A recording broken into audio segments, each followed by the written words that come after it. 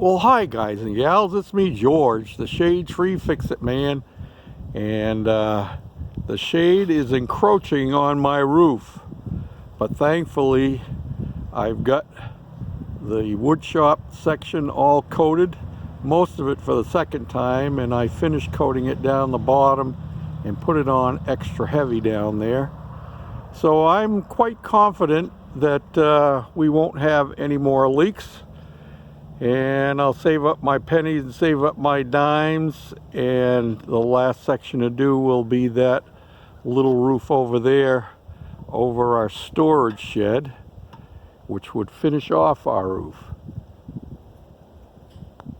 One of my next projects is going to be cutting down this cedar tree. I hate to do it, but you can see because it casts a shadow on the roof over here all the time, that section of roof is getting green with algae, which means it's never getting dried out completely, and that's not good for maintaining the roof. Eventually I may end up having to recoat that section when we have a driving rain. I have a couple of places that it leaks in a little bit, so I'll have to be investigating that, but nothing immediate. Remember, I had showed you my HHR with the dingers on it from when I got hit by a deer. Yep. And well, I found another one. Very similar, except mine is a 2009 and this one is a 2007. And one of the immediate differences you can see, other than this one doesn't have dings all over the place, this one has a chrome grill, and that one kind of has a brushed grill.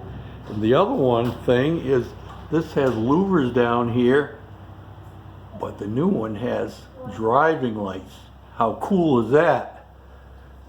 So yep, and according to the young fellow that I got this from, it had good speakers inside it. He took the radio out. I think he had put an aftermarket radio in, but I had problems with the stereo in mine a while back, and I replaced the stereo head, put a Pioneer unit in it, and it still didn't work. Turned out that the speakers were bad. They would work sometimes and then not other times, and I had never run into that before. Turns out it's an issue with these HHRs. So this one has speakers in both front and rear doors, plus it has speaker in the back compartment, back in the storage compartment, we'll call it. So I'll be able to salvage those. We're going to be able to take the whole nose off of this one, the bumper, the fenders, the hood, the grill, and all that good stuff. And we'll be able to replace the door as well.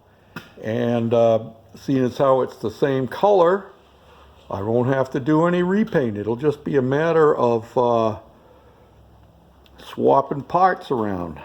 The other thing is, somebody had pointed out when I did my video on changing headlight bulbs that my front tires were getting a little bit on the slim side, and I knew that already, but I want to tell you, this has steel wheels. Those are hubcaps.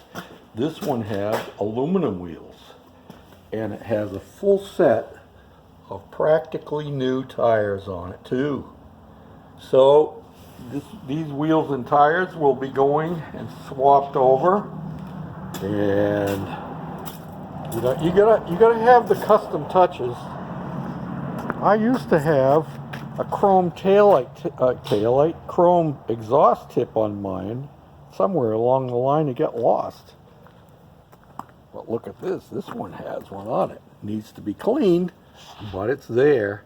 So we'll put that on. That'll make my car go faster, won't it? Sure it will. So, yep. There it is. I'll probably show you a few things. I'm not going to get into making a lot of videos of swapping things over. This one here has, the engine still runs, but the transmission is junk in it. and it won't go in reverse at all. You put it in reverse and it doesn't do anything, and I had to rev it all the way to the floor to get it to drive into here and to drive it up onto the dolly that we towed it from.